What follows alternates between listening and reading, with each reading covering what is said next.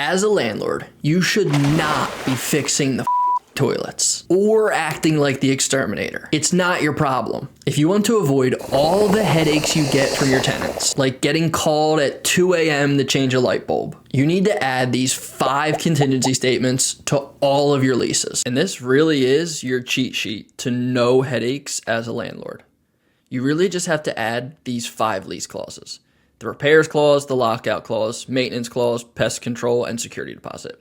And when you add all 5 of these, you're going to significantly reduce your headache and significantly reduce the amount of money it takes for you to completely operate your rental business. So the first one, and we'll break down all of these, the first one is the repairs clause.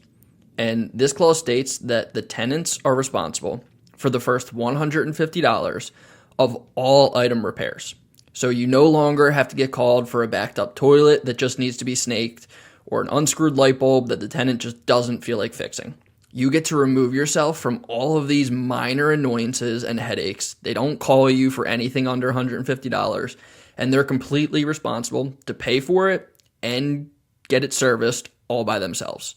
So you don't hear about these minor problems, and if there's anything bigger, they'll go ahead and give you a call. The next one is the lockout clause. You should not be penalized as a landlord for a tenant that locks themselves out of your property. If they can't remember their key, just like if you can't remember your key, you call a locksmith. So you make sure and you have in your lease that they do the exact same thing. And when the locksmith has to break the door or the locksmith has to completely replace the lock, the tenant is responsible. And the clause states the tenant is responsible for all damages incurred as well as any locksmith charges and calling the locksmith all by themselves. They also must give you a repair key.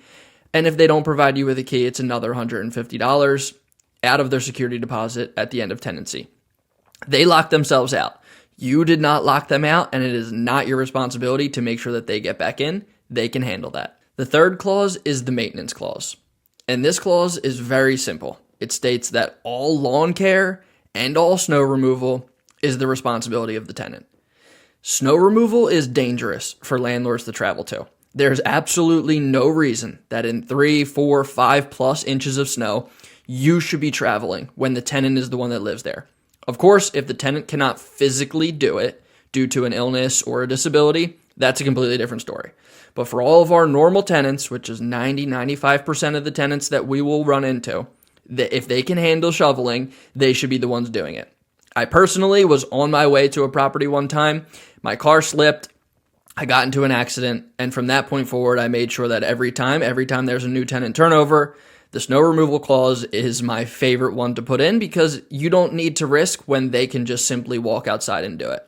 So make sure you add the snow removal and also the lawn care, just because lawn care in the summer, we all want to go away.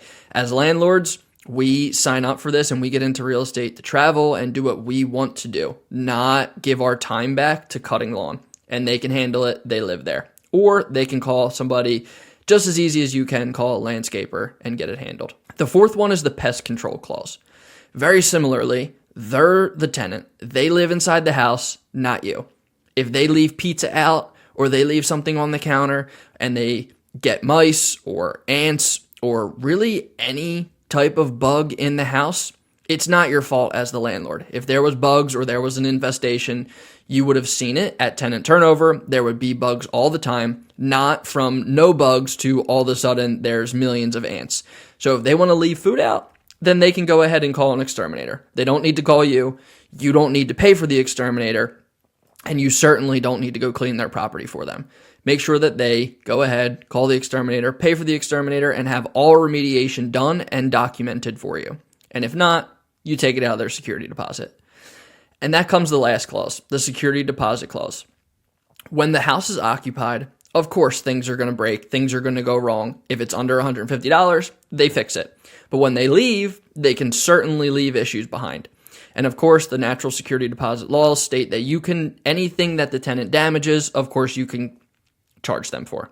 However, there's going to be touch-ups and cleaning that are 100% needed when the tenant moves out. And that's when the security deposit clause kicks in.